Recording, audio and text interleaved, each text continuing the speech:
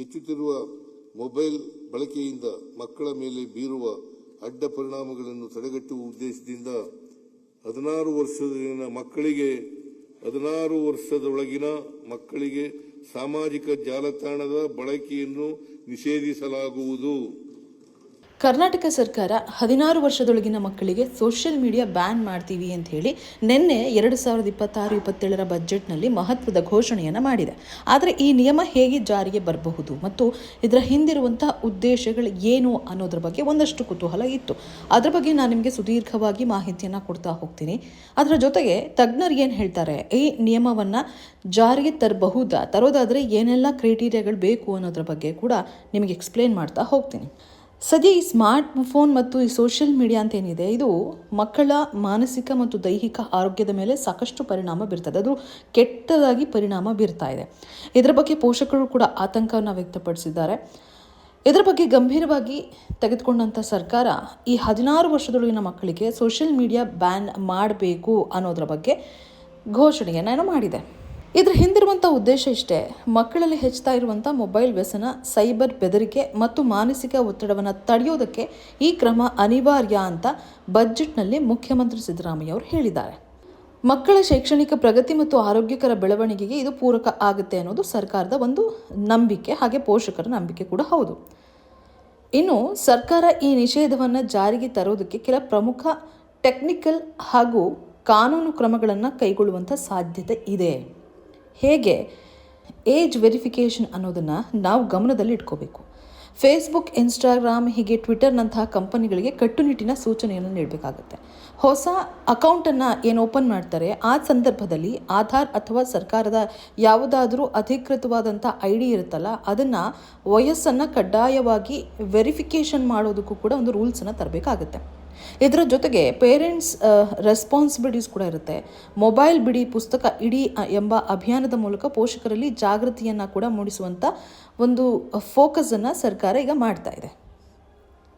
ಇನ್ನು ಟೆಕ್ನಿಕಲ್ ಫಿಲ್ಟರ್ಗಳನ್ನು ನೋಡಿದ್ರೆ, ಈ ಟೆಲಿಕಾಂ ಕಂಪನಿಗಳು ಮತ್ತು ಇಂಟರ್ನೆಟ್ ಸೇವಾ ಸಂಸ್ಥೆಗಳ ಸಹಯೋಗದೊಂದಿಗೆ ಅಪ್ರಾಪ್ತ ವಯಸ್ಕರು ಸೋಷಿಯಲ್ ಮೀಡಿಯಾ ಆ್ಯಪ್ಗಳನ್ನು ಡೌನ್ಲೋಡ್ ಮಾಡದಂತೆ ಒಂದು ನಿರ್ಬಂಧವನ್ನು ಹೇರುವಂಥ ತಂತ್ರಜ್ಞಾನವನ್ನು ಬಳಸುವಂಥ ಪ್ರಯತ್ನ ಕೂಡ ಸರ್ಕಾರ ಮಾಡುತ್ತೆ. ಒಂದು ವೇಳೆ ನಿಯಮ ಏನಾದರೂ ಉಲ್ಲಂಘನೆ ಆದರೆ, ಈ ರೂಲ್ಸನ್ನು ಏನು ತರ್ತಾರೆ, ಇದನ್ನು ನೀವೇನಾದರೂ ವೈಲೇಟ್ ಮಾಡಿದ್ರೆ ಸೋಷಿಯಲ್ ಮೀಡಿಯಾ ಕಂಪನಿಗಳ ಮೇಲೆ ಭಾರಿ ದಂಡ ವಿಧಿಸುವಂಥ ಒಂದು ಕಾನೂನನ್ನು ಕೂಡ ತರಬಹುದು ಅನ್ನುವಂಥ ಒಂದು ಅಭಿಪ್ರಾಯ ಇದೆ. ಇದನ್ನು ನಾವು ಹೇಳ್ತಾ ಇಲ್ಲ, ಬದಲಾಗಿ ತಜ್ಞರು ಹೇಳ್ತಾ ಇದ್ದಾರೆ. ಹಾಗಿದ್ದ ಮೇಲೆ ಇದು ಸ್ಟೇಟ್ ಗೌರ್ಮೆಂಟ್ನ ಕೆಲಸ ಮಾತ್ರನಾ? ಸ್ಟೇಟ್ ಗೌರ್ಮೆಂಟ್ ಥ್ರೂ ಮಾತ್ರ ಇದನ್ನು ಅಪ್ಲೈ ಮಾಡೋದಕ್ಕಾಗುತ್ತಾ? ಹೇಗೆ ಇದನ್ನು ನಿರ್ವಹಿಸೋದಕ್ಕಾಗುತ್ತೆ? ಯಾವೆಲ್ಲ ಪಾಲಿಸಿಗಳನ್ನು ತರಬೇಕಾಗುತ್ತೆ? ಇದಕ್ಕೆ ಎಷ್ಟು ತಿಂಗಳುಗಳ ಕೆಲಸ ಹಿಡಿಯುತ್ತೆ ಅನ್ನೋದ್ರ ಬಗ್ಗೆ ದ ಸ್ಕೂಪ್ ಜೊತೆಗೆ ಸೈಬರ್ ಎಕ್ಸ್ಪರ್ಟ್ ಆಗಿರುವಂಥ ಶುಭಮಂಗಳ ಅವರು ಮಾತನಾಡಿದ್ದಾರೆ. ಅವರ ಆಡಿಯೋನ ಕ್ಲಿಪ್ಪನ್ನು ಕೂಡ ನಾನು ನಿಮಗೆ ಹಾಕ್ತಾ ಹೋಗ್ತೀನಿ, ಕೇಳಿಸ್ಕೊಳ್ಳಿ. ಮ್ಯಾಮ್ ಕೇಳಿಸ್ತಿದ್ಯಾ? ಹೇಳಿ ಪಲ್ಲವಿ. ಮ್ಯಾಮ್ ಬಿಸಿ ಇದ್ದೀರಾ? ಮಾತಾಡ್ಬೋದಾ? ಹೇಳಿ. ಮ್ಯಾಮ್, ಅದೇ ನಿನ್ನೆ ಬಜೆಟ್ ನಲ್ಲಿ 16 ಇಯರ್ಸ್ ಮಕ್ಕಳಿಗೆ ಬ್ಯಾನ್ ಮಾಡಿದ್ರಲ್ಲ, ಅದ್ರ ಬಗ್ಗೆ ಒಂಚೂರು ನಿಮ್ಗೆ ಒಪಿನಿಯನ್ ಬೇಕಿತ್ತು. ಓಕೆ. ಸೊ ಏನಂದ್ರೆ, ಈಗ 16 ಇಯರ್ಸ್ ಬ್ಯಾನ್ ಮಾಡ್ತಾರೆ ಅಂತ ಹೇಳಿದ್ರಲ್ಲ, ಹಾ ಬಟ್ ಹೆಂಗ್ ಬ್ಯಾನ್ ಮಾಡ್ತಾರೆ, ಯಾವ ಕ್ರೈಟೀರಿಯಾ ಮೇಲೆ ಬ್ಯಾನ್ ಮಾಡ್ತಾರೆ ಅಂತ, ಅಂದ್ರೆ ಆಸ್ ಎ ಎಕ್ಸ್ಪರ್ಟ್ ನೀವೇನ್ ಹೇಳ್ತೀರಾ ಅಂತ? ಅದ್ರದ್ದು ಇನ್ನೂ ಅವ್ರುಗಳು ಫುಲ್ ಡೀಟೇಲ್ ಕೊಟ್ಟಿಲ್ಲ. ನಾನು ನಿನ್ನೆನೂ ಹೇಳ್ದೆ ಅದನ್ನ. They have to make a complete team. ನಮ್ಮಲ್ಲಿ ಸೈಬರ್ ಸೆಕ್ಯೂರಿಟಿ ಮಿನಿಸ್ಟ್ರಿ ಇಲ್ಲದೆ ಇರೋದ್ರಿಂದ ಅವರು ಕಮಿಟಿ ಮಾಡಿ ಪ್ರಿಪರೇಷನ್ ಮಾಡ್ಬೇಕು, ಪಾಲಿಸಿ ಮಾಡ್ಬೇಕು, ಸೋಷಿಯಲ್ ಮೀಡಿಯಾ ಅನ್ನೋದನ್ನ ಸಪರೇಟ್ ಮಾಡ್ಬೇಕು. So there are lot of things what they have to do. ಇನ್ನೂ ಪ್ರಿಪರೇಷನ್ ತುಂಬಾ ಇದೆ ಅವ್ರಿಗೆ. ಓಕೆ, ಬಟ್ ಇನ್ ಕೇಸ್ ಈ ಪಾಲಿಸೀಸ್ ಮತ್ತೆ ಏನಾದ್ರೂ ನೀವು ಹೇಳ್ದಂಗೆ ತಂದ್ರೆ, ಬಟ್ ಇಸ್ ಇಟ್ ಪಾಸಿಬಲ್ ಅಂತ ಹೇಳಿ? ಖಂಡಿತ ಅಂದ್ರೆ ಇದು ವೈಡರ್ ಆಗಿ ಸೋಷಿಯಲ್ ಮೀಡಿಯಾ ಇರೋದ್ರಿಂದ ಮಾಡಬಹುದಾ ಅಂತ? ಮಾಡ್ಬೋದು. ಬಟ್ ಅಂದ್ರೆ ಪ್ರಿಪರೇಷನ್ಗೆ ಟೈಮ್ ತಗೋಬೇಕು, ಮತ್ತೆ ತುಂಬಾ ಇದಕ್ಕೆ ಪ್ರಿಪೇರ್ ಮಾಡಿ ಅದನ್ನ ಟೆಸ್ಟ್ ಬೆಡ್ ಮಾಡಿ ಟ್ರಯಲ್ ಅಂಡ್ ಎರರ್ ನೋಡಿ ಆಮೇಲೆ ಎಕ್ಸಿಕ್ಯೂಟ್ ಮಾಡ್ಬೇಕು. ಇದನ್ನ ಮಿನಿಮಮ್ ಒಂದು 5-6 ತಿಂಗಳು ಬೇಕು ನಮಗೆ. ನೀವೇನ್ ಹೇಳ್ತೀರಾ ಮ್ಯಾಮ್, ಈ ಬಜೆಟ್ ನಲ್ಲಿ ಇದೊಂದು ಒಂದ್ ರೀತಿ ಆಕ್ಚುಲಿ ವೆರಿ ಗುಡ್ ಸ್ಟೆಪ್ ಅಲ್ವಾ? ಸ್ಟೆಪ್ ಅಂತೂ ಖಂಡಿತ ಒಳ್ಳೇದೇ. ಆದ್ರೆ ಅದಕ್ಕೆ ಪ್ರಿಪರೇಷನ್ಗೆ ಇವ್ರು ಯಾವ ತರ ರೆಡಿ ಮಾಡ್ಕೋತಾರೆ, ಯಾಕಂದ್ರೆ ಇವರು ಸೆಂಟ್ರಲ್ ಗವರ್ಮೆಂಟ್ ಜೊತೆಗೂ ಕೈ ಜೋಡಿಸ್ಬೇಕೀಗ. It is not that they will do it just direct state government ಇಂದ, ಸೆಂಟ್ರಲ್ ಗವರ್ಮೆಂಟ್ ಇಂದಾನು ತಗೋಬೇಕಾಗತ್ತೆ. ಅದಾದ್ಮೇಲೆ ISP ಗಳ ಜೊತೆ ಮಾತಾಡ್ಬೇಕಾಗತ್ತೆ, ಸಪರೇಟ್ ಪಾಲಿಸಿಗಳು ಮಾಡ್ಬೇಕಾಗತ್ತೆ. ಇವರು ಕಮಿಟಿ ಮಾಡ್ಬೇಕು. ಆಮೇಲಿಂದ ಇವ್ರು ಏನು ಟ್ರೀಟಿ ಅಗ್ರಿಮೆಂಟ್ಸ್ ಗಳು ಸೈನ್ ಮಾಡಿದಾರೆ ಆಪ್ ಗಳ ಜೊತೆ, ಹ್ಮ್ ಅದು ಹ್ಮ್ ಸೆಂಟ್ರಲ್ ಗವರ್ಮೆಂಟ್ ಜೊತೆಗೆ ಹೇಗ್ ಸೈನ್ ಮಾಡಿದ್ದಾರೆ ಏನು ಅನ್ನೋದನ್ನ ಎಕ್ಸ್ಟ್ರಾಕ್ಟ್ ಮಾಡಿಸ್ಕೋಬೇಕಾಗತ್ತೆ. ಸಪರೇಟ್ ಹ್ಮ್ ಬೇಕಾದ್ರೆ ಮತ್ತೆ ಸೈನ್ ಮಾಡತ್ತೆ. So lot of preparation is needed ಇವ್ರಿಗೀಗ. ಓಕೆ. ಅಪಾರ್ಟ್ ಫ್ರಮ್ ಇಂಡಿಯಾ ಬೇರೆ ದೇಶದಲ್ಲಿ ಈ ತರದ್ ಯಾವ್ದಾದ್ರು ಒಂದು ತಂದಿದ್ದಾರಾ ಮ್ಯಾಮ್? ಅದು ಹೇಗೆ ವರ್ಕೌಟ್ ಆಸ್ಟ್ರೇಲಿಯಾದಲ್ಲಿ ಮಾಡಿದ್ದಾರೆ, ಓಕೆ. ಸಿಂಗಾಪುರ್ ಅಲ್ಲಿ ಮಾಡಿದ್ದಾರೆ, ಈ ಡಿಸೆಂಬರ್ ಹೊತ್ತಿಗೆ ಡೆನ್ಮಾರ್ಕ್ ಅಲ್ಲಿ ಮಾಡ್ತಾರೆ, ಸ್ಪೇನ್ ಅಲ್ಲಿ ಮಾಡ್ತಾರೆ, ಫ್ರಾನ್ಸ್ ಅಲ್ಲಿ ಮಾಡ್ತಾರೆ. Okay okay okay. So so basically ಬಂದಿದೆ.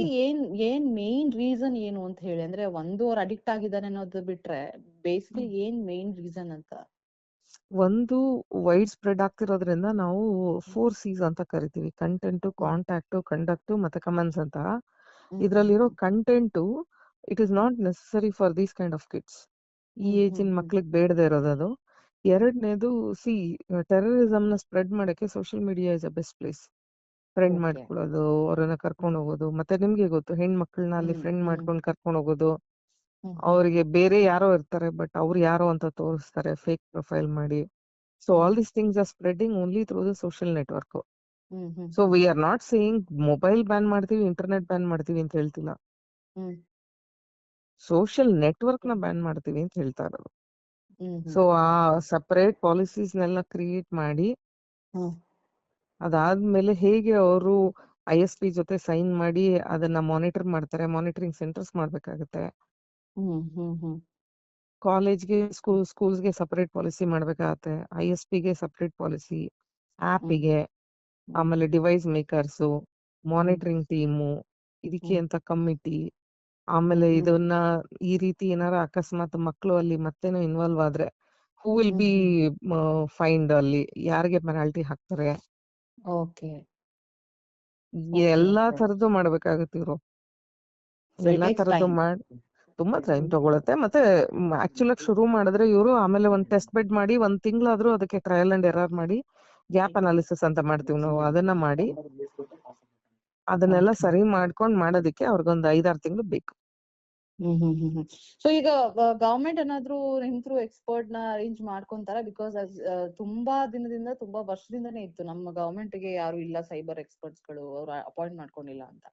ಹೌದು, ಸೊ ಅವ್ರು ಇದ್ರ ಮೂಲಕ ಏನಾದ್ರು ಮಾಡ್ಕೋಬೇಕೀಗ, ಮಾಡ್ಕೊಂತಾರ? ಮಾಡ್ಕೊಳ್ಳೇಬೇಕು. ಮಾಡ್ಕೊಳ್ಳಿಲ್ಲ ಅಂದ್ರೆ ಹೌ ದೇ ವಿಲ್ ಎಕ್ಸಿಕ್ಯೂಟ್ ಇದನ್ನ. ಸೈಬರ್ ಎಕ್ಸ್ಪರ್ಟ್ಸ್ ಬೇಕೇ ಬೇಕು ಅವ್ರಿಗೆ. ಮತ್ತೆ ಸೈಬರ್ ಎಕ್ಸ್ಪರ್ಟ್ಸ್ ಅವ್ರಿಗೆ ಹೆಂಗಿರ್ಬೇಕು ಅಂದ್ರೆ ಬರೀ ಸೈಬರ್ ಎಕ್ಸ್ಪರ್ಟ್ ಅಂತಲ್ಲ, ಟೆಕ್ನಿಕಲಿ ಗೊತ್ತಿರ್ಬೇಕು, ಆಡಿಟಿಂಗ್ ಗೊತ್ತಿರ್ಬೇಕು, ಅವ್ರಿಗೆ ಲಾ ಗೊತ್ತಿರ್ಬೇಕು, ಬೇರೆ ದೇಶದಲ್ಲಿ ಕೆಲಸ ಮಾಡಿ ಗೊತ್ತಿರ್ಬೇಕು ಆ ಎಕ್ಸ್ಪರ್ಟ್ಗೆ, ಬೇರೆ ದೇಶದಿಂದ ಕೆಲಸ ಮಾಡಿರೋ ಒಂದು ಎಕ್ಸ್ಪೀರಿಯನ್ಸ್ ಇಟ್ಕೊಂಡು ಪ್ರಾಕ್ಟಿಕಲಿ ಇಂಡಸ್ಟ್ರಿನಲ್ಲಿ ವರ್ಕ್ ಮಾಡಿರೋರಾಗಿ ಇಲ್ಲಿ ವರ್ಕ್ ಮಾಡಿ ತೋರಿಸ್ಬೇಕು. ಸುಮ್ನೆ ಇವ್ರು ಇಂಡಸ್ಟ್ರಿ ಎಕ್ಸ್ಪರ್ಟ್ ಅಂತ 4 ಸರ್ಟಿಫಿಕೇಟ್ ಹಿಡ್ಕೊಂಡ್ ಬಂದವ್ರನ್ನ ಕರ್ಕೊಂಡ್ರೆ ಮತ್ತ ಅದೇ ಹಳೆ ಹಣೆ ಬರ. ಹೌದು, ಕರೆಕ್ಟ್. ಇವ್ರು ಸುಮ್ನೆ ಇಂಡಸ್ಟ್ರಿ ಎಕ್ಸ್ಪರ್ಟ್ ಅಲ್ಲ, they need to have the parameters ಅಲ್ಲಿ. ಎಕ್ಸ್ಪರ್ಟ್ ಅಂದ್ರೆ ಯಾರನ್ನ ಕರ್ಕೋತಾರೆ, ಅವ್ರ ಕ್ಯಾಲಿಬರ್ ಏನೋ ಅದನ್ನು ನೋಡಿ ಕರ್ಕೋಬೇಕು. ಸುಮ್ನೆ ನಮ್ ದೊಡ್ಡಪ್ಪನ ಮಗ ಇದಾನೆ, ನಮ್ ಚಿಕ್ಕಪ್ಪನ ಮಗ ಇದಾನೆ, ಮೈಕ್ರೋಸಾಫ್ಟ್ ಬರುತ್ತೆ ಅವನಿಗೆ, ಕಂಪ್ಯೂಟರ್ ಮಾಡ್ತಾನೆ ಅಂತ ಕರ್ಕೊಳ್ಳೋದಲ್ಲ. That is what they do usually. Yes, I know. Okay ma'am, thank you so much. ಅದಕ್ಕೋಸ್ಕರ ಫೋನ್ ಮಾಡಿದ್ದೆ. Okay, Pallavi. Thank you ma'am. Bye. Cyber expert Shubhamangala ಅವರ ಆಡಿಯೋ ನೀವು ಕೇಳಿದ್ರಿ. ಅವ್ರು ಹೇಳ್ದಂತೆ ಕೇವಲ ನಮ್ಮ ಇಂಡಿಯಾ ಅಷ್ಟೇ ಅಲ್ಲ, ಆಸ್ಟ್ರೇಲಿಯಾ, ಹೀಗೆ ಸಿಂಗಾಪುರ್, ಎಲ್ಲ ಕಡೆಯಲ್ಲೂ ಕೂಡ ಈ ಥರ ಕಠಿಣ ಕ್ರಮ ಇದೆ. ಸದ್ಯಕ್ಕೆ ಇಂಡಿಯಾ ಇದರ ಬಗ್ಗೆ ಏನಾದರೂ ಎಚ್ಚೆತ್ಕೊಂಡ್ರೆ ಇದು ಸ್ಟೇಟ್ ಗೌರ್ಮೆಂಟ್ ಅಷ್ಟೇ ಅಲ್ಲ, ಸೆಂಟ್ರಲ್ ಗೌರ್ಮೆಂಟ್ ಕೂಡ ಇದಕ್ಕೆ ಕೈ ಜೋಡಿಸುವಂಥ ಅನಿವಾರ್ಯತೆ ಇದೆ. ಇನ್ನು ಒಂದು ಅಂಶ ಏನು ಅಂದರೆ, ಈ ನಿಯಮ ಘೋಷಣೆ ಆಗಿಬಿಟ್ರೆ ಇದನ್ನು ಜಾರಿಗೆ ತರೋದು ಅಷ್ಟು ಸುಲಭ ಅಲ್ಲ ಅಂತ ಕೂಡ ಅವ್ರು ಹೇಳ್ತಾ ಇದ್ರು. ಒಂದು ಕಡೆ ಮಕ್ಕಳು ಸುಳ್ಳು ಡೇಟ್ ಆಫ್ ಬರ್ತನ್ನು ಕೂಡ ನೀಡಬಹುದು. VPN ಅಂತ ಒಂದು ಟೆಕ್ನಾಲಜಿ ಏನಿದೆ ಈಗಲೂ ಕೂಡ ಇದೆ, ಅದನ್ನು ನಿರ್ಬಂಧಗಳನ್ನು ಮೀರಿ ಒಂದು ಆ್ಯಪ್ಗಳನ್ನು ಬಳಸುವಂಥ ಸಾಧ್ಯತೆ ಇದೆ.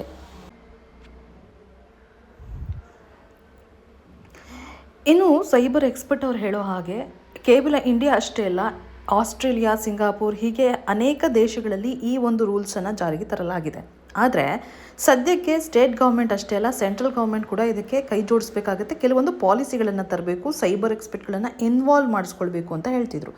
ಈ ನಿಯಮ ಏನಾದರೂ ಘೋಷಣೆ ಆಗಿಬಿಟ್ರೆ ಇದನ್ನು ಜಾರಿಗೆ ತರೋದು ಅಷ್ಟು ಸುಲಭ ಅಲ್ಲ ಅಂತ ಕೂಡ ಹೇಳ್ತಾ ಇದ್ರು. ನಾವಿಲ್ಲಿ ಗಮನಿಸಬೇಕಾಗಿರುವಂಥ ಅಂಶ ಅಂದರೆ, ಒಂದು ಮಕ್ಕಳು ಸುಳ್ಳು ಡೇಟ್ ಆಫ್ ಬರ್ತನ್ನು ಹಾಕ್ಬೋದು, ಅವ್ರ ಅಕೌಂಟನ್ನು ಓಪನ್ ಮಾಡ್ಬೋದು. VPN ಅಂತಹ ಟೆಕ್ನಾಲಜಿ ಇದೆ, ಆ ಒಂದು ನೆಟ್ವರ್ಕ್ ಮೂಲಕ ಈ ಎಲ್ಲ ರೂಲ್ಸ್ಗಳನ್ನು ಬದಿಗಿಟ್ಟು ಆ್ಯಪ್ ಬಳಸುವಂಥ ಸಾಧ್ಯತೆ ಕೂಡ ಹೆಚ್ಚಾಗಿ ಕಾಣಿಸುತ್ತೆ. ಇನ್ನು ಶಾಲೆಗಳ ಕೆಲಸಗಳಿಗಾಗಿ ವಾಟ್ಸಪ್ನಂಥ ಆ್ಯಪ್ಗಳು ಅನಿವಾರ್ಯ ಆಗಿರೋದ್ರಿಂದ ಒಂದು ನಿರ್ದಿಷ್ಟವಾದಂಥ ವ್ಯತ್ಯಾಸಗಳೇನು ಡಿಫ್ರೆನ್ಸ್ಗಳು ಬರುತ್ತೆ ಅದನ್ನು ಗುರುತಿಸೋದು ಕೂಡ ಕಷ್ಟ ಆಗುತ್ತೆ. ಸರ್ಕಾರ ಶೀಘ್ರದಲ್ಲೇ ಈ ನಿಷೇಧದ ಬಗ್ಗೆ ಸ್ಟ್ಯಾಂಡರ್ಡ್ ಆಪರೇಟಿಂಗ್ ಪ್ರೊಸೀಜರ್ಸ್ಗಳಂದರೆ ಒಂದಷ್ಟು ಮಾರ್ಗಸೂಚಿಗಳನ್ನು ಬಿಡುಗಡೆ ಮಾಡುತ್ತೆ. ಹಾಗೆ ತಜ್ಞರ ಸಮಿತಿ ವರದಿ ಬಂದ ನಂತರ ಯಾವೆಲ್ಲ ಆ್ಯಪ್ಗಳನ್ನು ಬ್ಯಾನ್ ಮಾಡಬೇಕಾಗುತ್ತೆ ಮತ್ತು ಮನೆಯಲ್ಲಿ ಪೋಷಕರು ಇದನ್ನು ಹೇಗೆ ನಿರ್ವಹಿಸಬೇಕು ಅನ್ನುವಂಥ ಒಂದು ಕ್ಲಾರಿಟಿಯನ್ನು ಕೂಡ ಸರ್ಕಾರ ಕೊಡಬೇಕಾಗತ್ತೆ. ಏನು ತಂತ್ರಜ್ಞಾನದ ಅಬ್ಬರ ಏನಿದೆ ಇದು ಮಕ್ಕಳ ಬಾಲ್ಯವನ್ನು ಕಳೆದು ಹೋಗಬಾರ್ದು ಅನ್ನುವಂಥದ್ದು ಸರ್ಕಾರದ ಆಶಯ. ಆದರೆ ಈ ಬದಲಾವಣೆಗೆ ಕೇವಲ ಕಾನೂನು ಮಾತ್ರ ಅಲ್ಲ, ಪೋಷಕರು ಕೂಡ ಹಾಗೆ ಸೊಸೈಟಿ ಕೂಡ ಇದಕ್ಕೆ ಸಹಕಾರ ಕೊಡೋದು ಅತಿ ಮುಖ್ಯ ಅಂದರೆ ತಪ್ಪಾಗೋದಿಲ್ಲ. ಸದ್ಯಕ್ಕೆ ಸರ್ಕಾರ ತೆಗೆದುಕೊಂಡಿರುವಂಥ ಹೆಜ್ಜೆ ನಿಜಕ್ಕೂ ಕೂಡ ಶ್ಲಾಘನೀಯ. ಇದನ್ನು ಜಾರಿಗೆ ಆದಷ್ಟು ಬೇಗ ತರಬೇಕು. ಇದರ ಬಗ್ಗೆ ಒಂದಷ್ಟು ಮಾರ್ಗಸೂಚಿಗಳನ್ನು ತರಬೇಕು. ಪೋಷಕರು ಕೂಡ ಇದನ್ನು ಕಟ್ಟುನಿಟ್ಟಾಗಿ ಪಾಲಿಸಬೇಕು. ತಮ್ಮ ಮಕ್ಕಳಿಗೆ ಈ ಸೋಷಿಯಲ್ ಮೀಡಿಯಾಗಳನ್ನು ಬಳಸದಂತೆ, ಪುಸ್ತಕ ಹಿಡಿಯುವಂತೆ ಆದಷ್ಟು ಬೇಗ ಮಾಡಬೇಕು. ನಿಮಗೆ ಈ ವಿಡಿಯೋ ಇಷ್ಟ ಆದಲ್ಲಿ ದ ಸ್ಕೂಪ್ ಯೂಟ್ಯೂಬ್ ಚಾನಲನ್ನು ಸಬ್ಸ್ಕ್ರೈಬ್ ಮಾಡಿ, ಹಾಗೆ ಲೈಕ್ ಮಾಡಿ, ಶೇರ್ ಮಾಡಿ. ನಮ್ಮ ಫೇಸ್ಬುಕ್ ಪೇಜನ್ನು ಕೂಡ ಫಾಲೋ ಮಾಡಿ, ಅದನ್ನು ಮರಿಬೇಡಿ.